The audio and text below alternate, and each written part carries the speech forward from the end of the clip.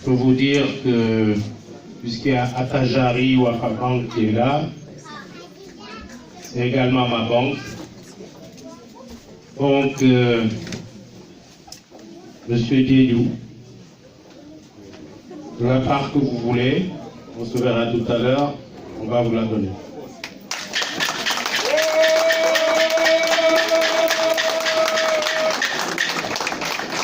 On va vous la donner pour la simple raison que pour moi, l'éducation est au centre et au cœur du développement.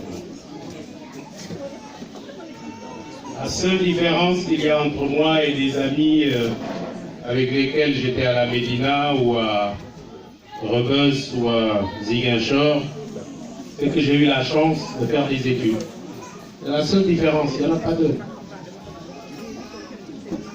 J'ai eu la chance de faire des études et je pense que nous tous, surtout ceux qui ont eu la chance de faire des études supérieures, nous devons rendre le peu que nous pouvons à la future génération. Parce que c'est pour eux qu'on se bat. Donc quand on décide de faire un lycée et qu'on nous demande une participation, je suis tout à fait très heureux de pouvoir participer. Et donc vous pouvez, dès tout à l'heure, on va voir avec Atijari, on verra ce qu'il faut faire immédiatement.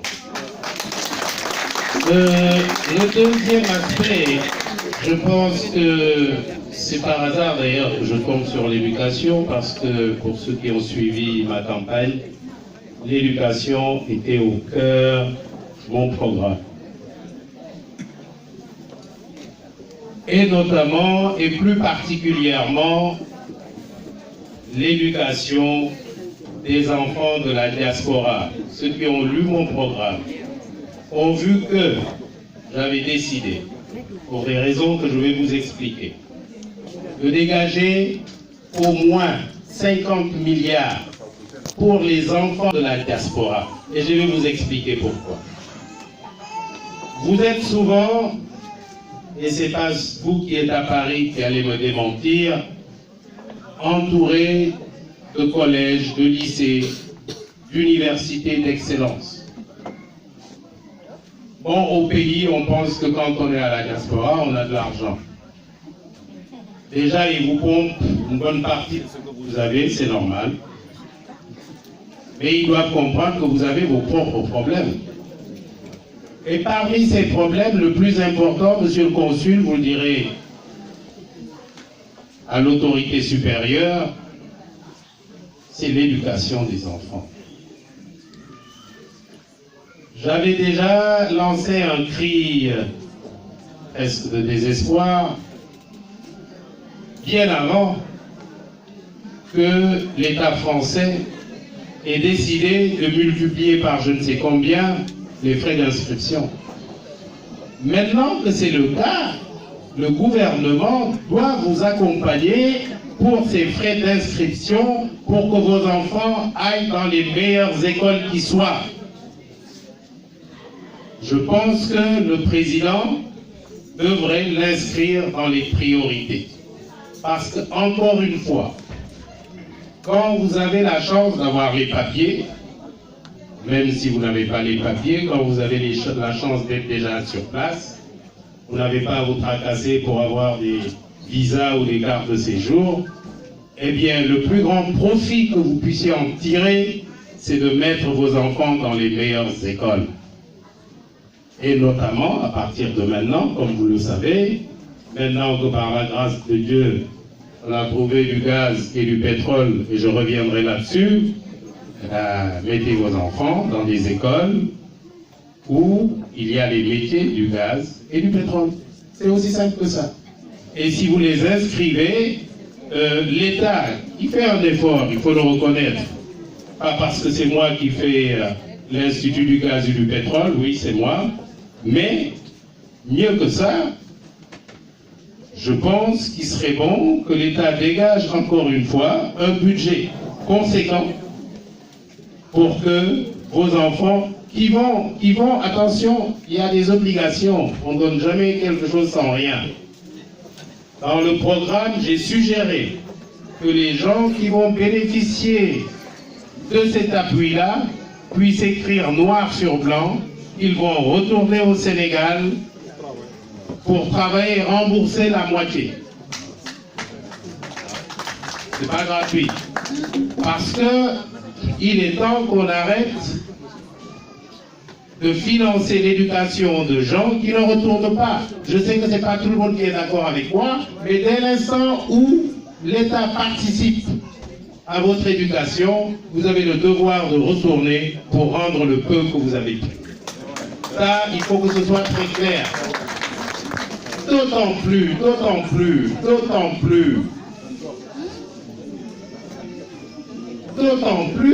que le Sénégal, par tête d'habitant, dans 20 ans, sera plus riche que la France. C'est moi qui vous le dis, vous pouvez l'écrire. Mais ça prend de l'intelligence. Oui, vous avez écouté ce que j'ai dit. Dans 20 ans, par tête d'habitant, le Sénégal sera plus riche que la France.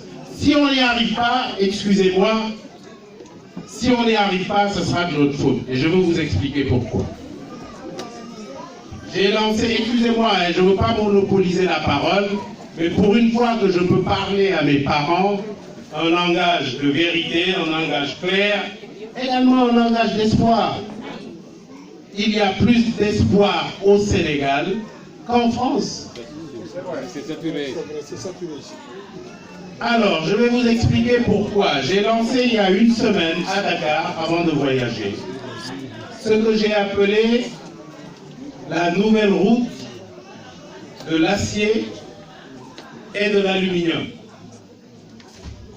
Je veux que vous écoutiez bien.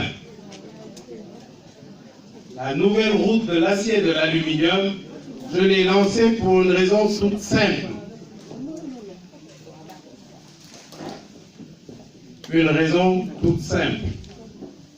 Vous avez suivi ceux qui font de la politique, que bon, on avait eu un petit différend avec l'autorité, mais qui a été réglé parce que l'autorité n'avait pas l'information qu'il fallait quand il s'agissait de céder les mines de fer de la Falémé à les Turcs. On s'y est opposé. Pourquoi? Et l'autorité l'a compris, elle a accepté. Parce que cette seule mine de la Falémé peut nous rapporter 315 milliards de dollars. Depuis que je le dis, personne ne m'a contredit. C'est ça la véritable richesse. Mieux. Il y a une étude du Fonds 6, pas de moi, qui dit qu'autour de Dakar, dans un rayon de 960 km pour être précis, il y a 27 milliards de tonnes de minerai de fer. 27 milliards de tonnes de minerai de fer avec une teneur de 50%, c'est plus de 13 milliards de tonnes de fer. 13 milliards de tonnes de fer, c'est l'équivalent de 9 000 milliards de dollars. Tout ce que je dis là, vous pouvez le vérifier. Et c'est ça la nouvelle route du fer et de l'aluminium. Pourquoi de l'aluminium? Parce que la moitié des réserves d'aluminium au monde se trouvent en Afrique de l'Ouest, notamment dans les deux Guinées, Guinée-Conakry et Guinée-Bissau. Pour plus de 7 milliards de tonnes d'aluminium. Ça veut dire quoi? Ça veut dire qu'en Afrique de l'Ouest, excusez-moi, je ne vous fais pas une leçon, je veux simplement dire à vos enfants que la richesse, la vraie, c'est chez nous, c'est pas ici. C'était ici, c'est vrai. Mais maintenant, ça a changé de camp. D'ailleurs, ceux qui ont fait un peu d'histoire savent que il y a 3000 ans, nos ancêtres sénégalais,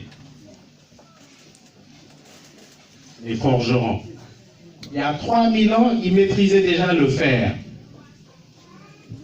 Si vous ne le savez pas, allez lire les livres d'histoire.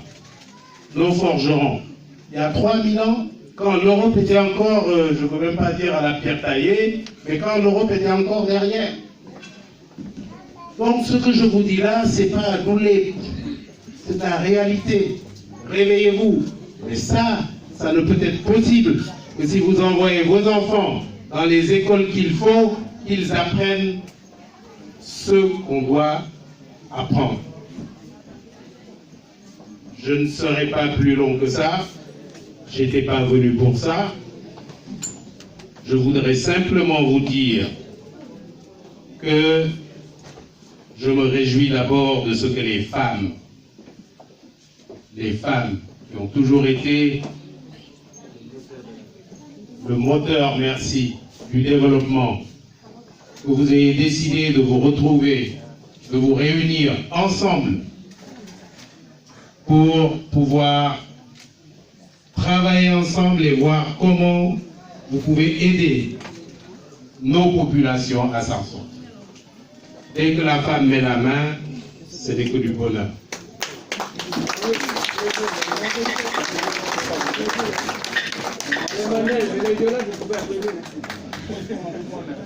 Il y a également, Roger Diédou l'a dit, il y a quelque chose de très important. Il a donné l'exemple de nos frères tout couleurs. Ils sont solidaires, qui ont des projets, qui ont des programmes, qui participent, comme vous essayez de le faire, au développement de leur village, de leur ville. Mais quand il s'agit de nous, de Casamance, chacun est roi, chacun est patron, chacun est chez lui. Nous manquons de solidarité. Vous savez, et c'est ça, sans solidarité, il n'y a rien. J'ai reçu les étudiants il y a 2 ou 3 mois. D'abord, je les ai reçus il y a 5 ou 6 mois. Je leur ai dit, je veux bien vous aider.